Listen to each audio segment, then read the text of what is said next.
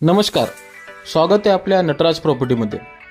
आज आपल्याकडं भांबरी चौकापासून अगदी काही मिनिटाच्या अंतरावरती प्लॉट विकण्यासाठी आलेला आहे।